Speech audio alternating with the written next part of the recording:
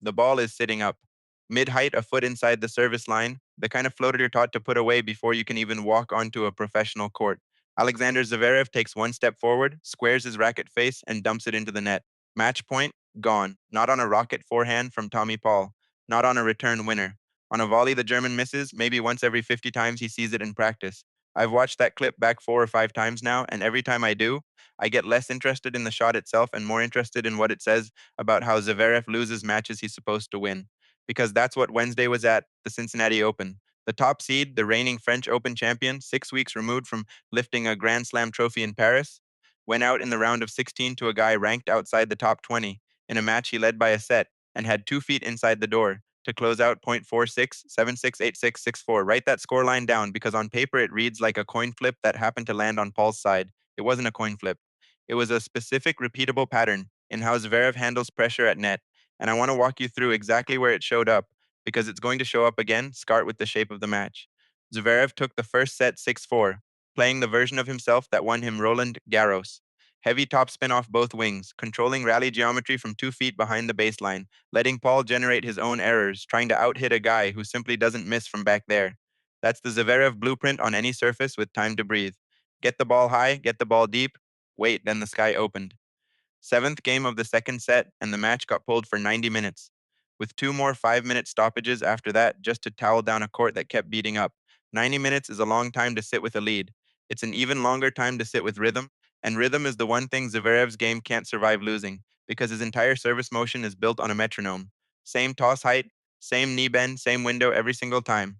Take a player like that, freeze him for an hour and a half, and bring him back onto a slicker court with heavier, rain-soaked balls that sit up differently off the strings, and you've created exactly the kind of disruption his rhythm-dependent game handles worse than almost anyone else's on tour. That's not an excuse. It's a mechanism. And it's the thing nobody's really talking about today, because the headline write-up is top seed stunned by rain hit upset. Like the weather is the whole story. The weather is the setup. What actually happened after the restart is the story. Paul started teeing off on second serves, not guessing, reading. He said afterward that Zverev gave me some looks at second serves, and if you go back through the second and third sets, you can see exactly what he means. Zverev's toss on the second delivery got a half beat higher after the delay, just enough that Paul had an extra fraction of a second to load his front foot and step in. Zverev was still hitting the same spots. He just wasn't hitting them with the same conviction because his own rhythm had been sitting under a towel for 90 minutes while Paul's legs had time to recover from all that early running. By the tiebreak, this was fully alive.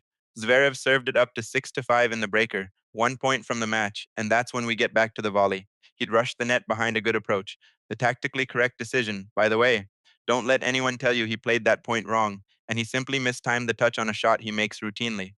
Paul leveled it, then took the tiebreak 8-6, and suddenly a match that looked over an hour earlier was dead level. Here's where I need to stop you, because the easy read on the rest of this match is Zverev choked. That's lazy, and it's also not what the data from the third set shows. Zverev actually played some of his best tennis of the day early in the decider. He broke for 4-2. He had the match right back in his hands, up a break with his serve working again, seemingly having weathered the storm both literally and competitively. But watch what Paul did with the very next return game. He'd been pushing his return position up through the whole rain-affected stretch, taking the ball earlier off the bounce, specifically to deny Zverev time to reset that rhythm he'd just found. It worked immediately. Broke straight back for 4-4, then broke again 2 games later for 5-4, and served it out with what I'd call genuine conviction rather than nerves. That's a guy who decided, mid-match, that the way to beat a rhythm player after a rain delay is to never let him fully settle back into rhythm, and then executed it twice in a row under maximum pressure. I keep coming back to what Paul said afterward because it's more honest than most post-match quotes you'll get from a guy who just knocked out the top seed. I'm not sure how I did it. That's not false modesty. Go count the double faults. Zverev threw in several through the second and third sets, more than you'd expect from a player of his caliber, and every single one of them traces back to that same toss inconsistency the rain delay introduced. Paul basically said as much himself. The returns helped, the sixer serve looks helped, and the double faults always help a ton. He's naming the exact mechanism I just walked you through in plain player language. This is now the third time in their last 4 meetings that Paul has beaten Zverev. That number should stop you for a second because the narrative around this rivalry got set at the 2025 Australian Open when Zverev ground out a 4-set win in their only Grand Slam meeting, complete with the whole feather on the court saga that ended up being the headline instead of the tennis. That result made it feel at least from the outside, like Zverev had figured Paul out at the biggest stages. What Wednesday tells me instead is that the earlier hardcourt wins for Paul, back in Acapulco and Indian Wells, weren't flukes. They were the same blueprint repeating. Get into Zverev's service rhythm any way possible, and the rest of his game becomes very beatable, even for a slam champion. I also don't want to overstate the drama here. Paul wasn't the better player for large stretches of this match. Zverev built and rebuilt leads twice, once with the first set, once with that 4-2 hold in the third, and both times Paul had to go find something extra rather than simply waiting for the German to hand it to him. That's the part of his game that's actually developed the most this year. He's not just a good mover and a clean ball striker anymore. He's become someone who can identify a specific tactical opening in real time and commit to it under match pressure, twice in the same set. So, here's my tactical blueprint heading into the rest of this tournament and into New York. Watch Paul's return position in the opening game of each set from here on out. When he starts a match with his feet already a step inside the baseline on second serve, that's the tell that he's planning to press rhythm based servers early rather than waiting to find it mid match the way he did against Zverev. Against the bigger hitters left in this draw, and eventually at the US Open, that early return aggression is going to be the difference between him grinding out three setters and him controlling matches from the first game. He said it himself, he wants to peak in New York. Based on what I watched Wednesday, the blueprint for getting there isn't a mystery anymore. It's sitting right there in how he broke Zverev's rhythm twice in the same set, and I'd be stunned if he doesn't run it back the next time he sees a metronome server across the net. There's a broader pattern worth naming here too, because this isn't an isolated data point. Go back through Zverev's results this season, and you'll find a recurring soft spot in best of three matches that get interrupted for long stretches.